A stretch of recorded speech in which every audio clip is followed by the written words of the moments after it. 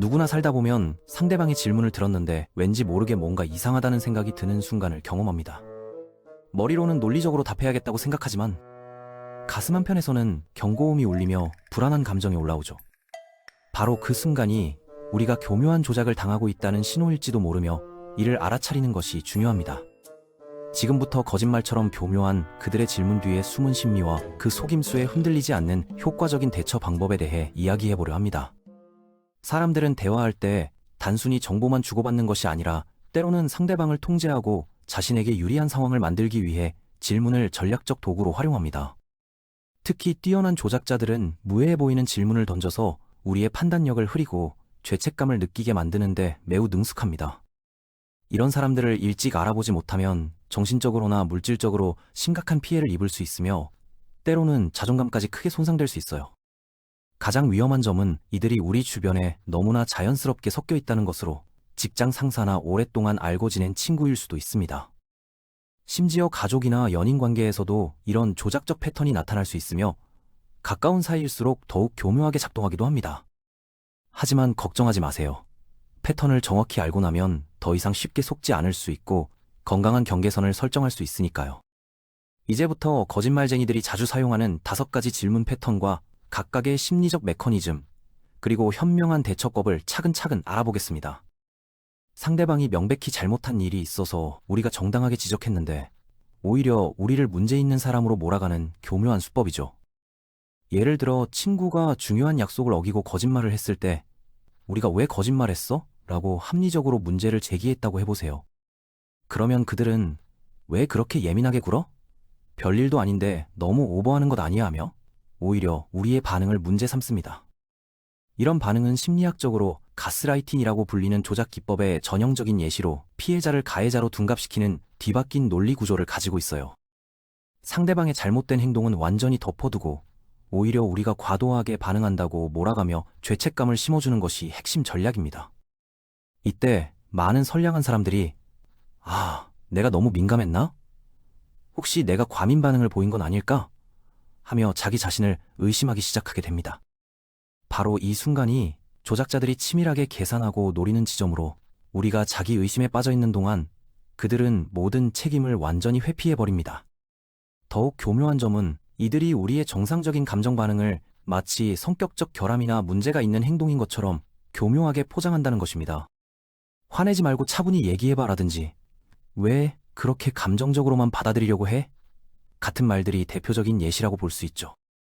하지만 여기서 중요하게 기억해야 할 점은 잘못된 행동이나 배신에 대해 화를 내는 것은 지극히 정상적이고 건강한 인간의 감정 반응이라는 사실입니다. 오히려 그들이 우리의 정당한 분노와 상처받은 감정을 문제 삼는 것 자체가 조작의 명백한 신호라고 보는 것이 정확한 해석이에요. 두 번째로 매우 흔하게 사용되는 질문은 나를 믿지 못하겠나요? 이 질문은 정말 영리하고 계산적으로 설계되어 있습니다. 겉보기에는 상처받고 서운해하는 사람의 간절하고 애절한 호소처럼 들려서 우리의 동정심과 연민을 자극하려고 시도하거든요. 하지만 실제로는 논리적이고 합리적인 사고를 완전히 차단하고 순간적인 감정에만 호소하는 매우 교활한 조작 기법이라고 볼 수 있습니다. 진짜 중요한 문제는 분명히 그들이 실제로 한 구체적인 행동과 그로 인한 피해나 결과인데 갑자기 우리의 신뢰가 주요 화두가 되어버리는 상황이 벌어집니다. 이는 마치 숙련된 마술사가 한 손으로 관중의 시선을 다른 곳으로 끌면서 다른 손으로는 몰래 트릭을 준비하는 것과 매우 유사한 심리적 기법입니다. 이런 질문을 받으면 우리는 본능적으로 아니야, 그런 게 아니라 나는 너를 믿어 라고 성급하게 답변하게 되는 경우가 대부분입니다. 그 순간 원래 진지하게 논의하고 해결해야 했던 그들의 문제 행동은 완전히 뒷전으로 밀려나고 잊혀져 버리게 되는 거죠. 더욱 심각하고 나쁜 점은 우리가 소중한 사람을 의심했다는 불필요한 자책감과 죄책감까지 덤으로 느끼게 된다는 것입니다. 하지만 잠깐만 냉정하게 생각해 보세요. 만약 정말로 믿을 만하고 신뢰할 수 있는 사람이라면 굳이 나를 믿느냐고 직접적으로 물을 필요가 있을까요? 진정으로 신뢰할 수 있고 믿음직한 사람들은 말보다는 일관된 행동과 진실된 모습으로 자신의 신뢰성을 차곡차곡 증명해 나가거든요. 나를 믿냐는 질문이 입에서 나오는 순간 이미 그 관계에서 뭔가 근본적으로 잘못되었다는 경고 신호로 받아들이는 것이 현명한 판단입니다. 건강하고 성숙한 인간관계에서는 서로에 대한 기본적인 신뢰를 당연하게 여기고 혹시 문제가 생겼을 때는 구체적인 해명과 진심 어린 사과로 해결하려고 노력합니다. 반면 조작적인 성향을 가진 사람들은 구체적이고 명확한 설명이나 해명 대신 추상적이고 감정적인 호소에만 의존하려고 하는 패턴을 보입니다. 나를 믿어달라고 간절히 말하면서도 정작 믿을 만한 구체적인 근거나 에비던스는 전혀 제시하지 않는 모순적인 모습을 보이는 것이죠. 세 번째로 자주 등장하는 질문은 제가 어떻게 말해야 하나요로 언뜻 들으면 정말로 순진무구하고 진심 어린 질문 같아 보입니다. 마치 자신이 무엇을 구체적으로 어떻게 잘못했는지 정말로 전혀 모르고 있는 것처럼 들리며 진정한 반성의 의지를 보이는 것처럼 위장합니다. 하지만 이것도 매우 치밀하게 계산되고 설계된 조작 전략 중 하나로 실제로는 그들이 모든 상황과 맥락을 정확히 알고 있는 경우가 대부분입니다. 다만 자신의 잘못을 명확히 인정하고 책임지는 것이 부담스럽고 싫어서 최대한 회피하고 싶어 할 뿐인 것이 진실에 가깝죠. 이 질문의 진짜 숨겨진 의도는 우리로 하여금 그들을 대신해서 적절한 변명거리나 핑계를 친절하게 찾아주도록 교묘하게 유도하는 것입니다. 구체적인 예를 들어보겠습니다. 직장에서 동료가 우리가 밤늦게 고생해서 준비한 창의적인 아이디어를 몰래 훔쳐서 자기 것처럼 당당하게 발표했다고 해보세요. 우리가 이 문제를 정당하게 따져 물으면 그들은 그럼 제가 도대체 어떻게 말해야 하나요? 정말 실수였고 전혀 의도한 게 아니었어요. 라고 대답합니다. 이때 많은 착하고 선량한 사람들이 그냥 솔직하게 미안하다고 사과하고 다음에는 조심하겠다고 하면 되지 않을까라고 친절하게 답변해주게 됩니다. 바로 이 순간 우리는 완전히 그들의 정교한 함정에 빠진 것으로 우리가 직접 그들을 위한 변명과 사과의 대본을 정성스럽게 작성해준 셈이니까요.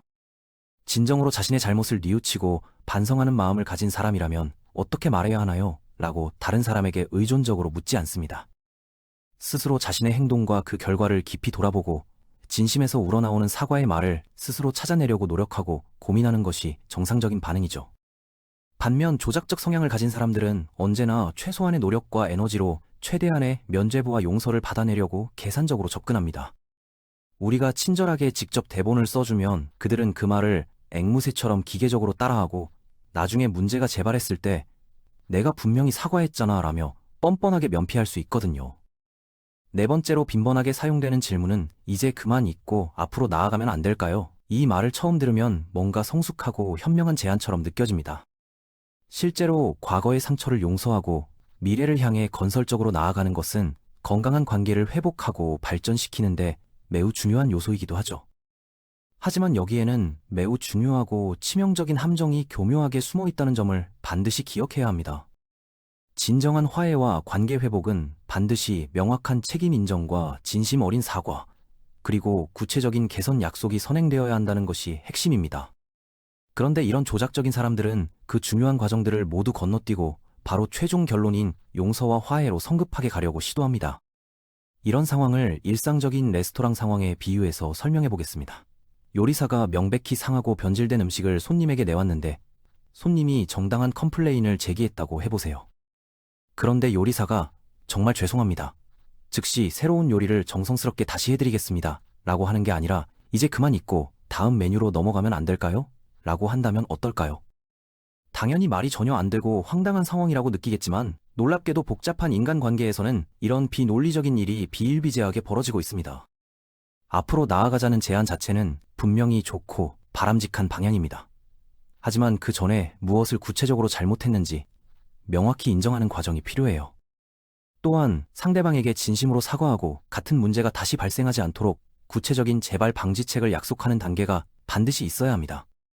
이런 필수적인 과정들 없이 그냥 넘어가자고 하는 것은 결국 자신의 책임을 교묘하게 회피하려는 시도일 뿐이라고 보는 것이 정확합니다. 더욱 심각한 문제는 이런 패턴이 지속적으로 반복되면 동일한 문제가 계속해서 재발하고 관계는 더욱 악화될 수밖에 없다는 점입니다. 마지막 5번째 질문은 정말 이런 일 때문에 우리 관계를 포기하실 건가요?로. 이것은 조작자들이 사용하는 최후의 강력한 카드라고 볼 수 있어요. 앞서 언급한 모든 조작 전략들이 효과를 발휘하지 않고 상대방이 계속해서 문제를 추궁할 때 꺼내는 최종적인 수단이라고 할 수 있습니다.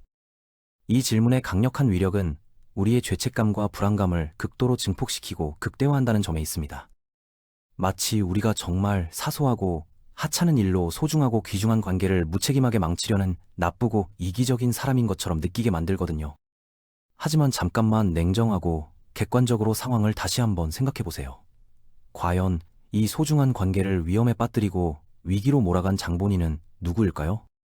바로 처음에 문제가 되는 행동을 하고 상처를 준 바로 그 사람들입니다. 그런데 오히려 우리가 관계를 포기하려는 몰인정한 사람으로 뒤바뀌어 몰리고 있는 상황이죠.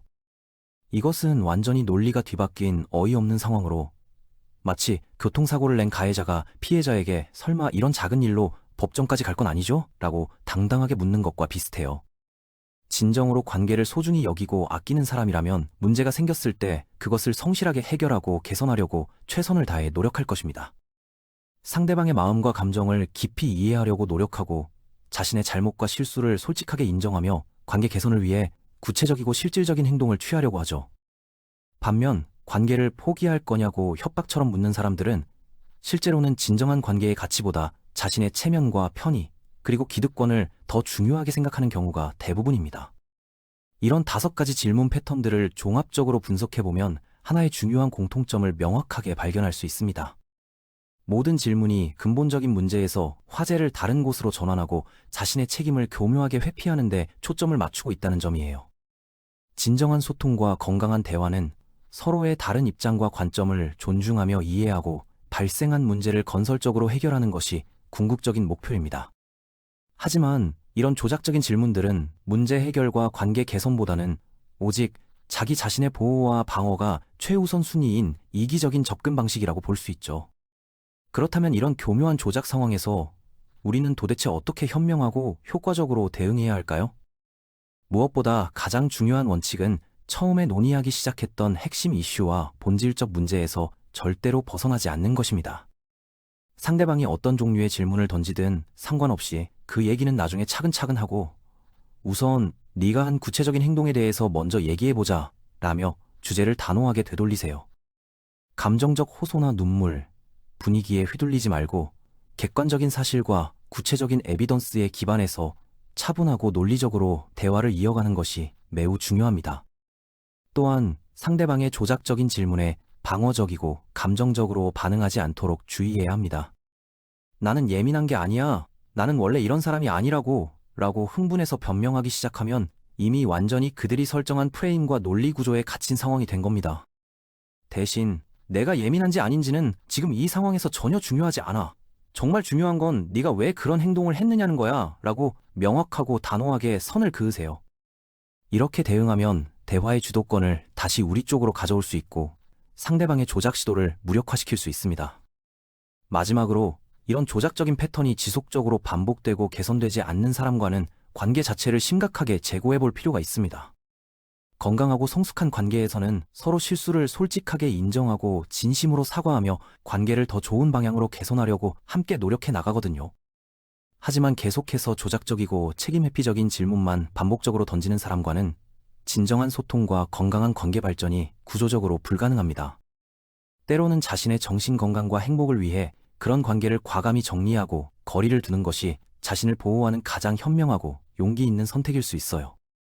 거짓말쟁이들의 교묘한 질문 패턴을 정확히 알아보고 대처하는 것은 단순히 나쁜 사람들을 피하기 위한 방어적 목적만이 아닙니다. 더 나아가 진정으로 건강하고 신뢰할 수 있는 인간관계를 만들어가고 서로를 존중하는 성숙한 소통 문화를 구축하기 위한 소중한 지혜를 얻는 과정입니다. 이제 여러분은 앞으로 조작적인 질문을 받아도 당황하거나 휘둘리지 않고 냉정하고 현명하게 대응할 수 있는 충분한 준비가 되셨을 겁니다.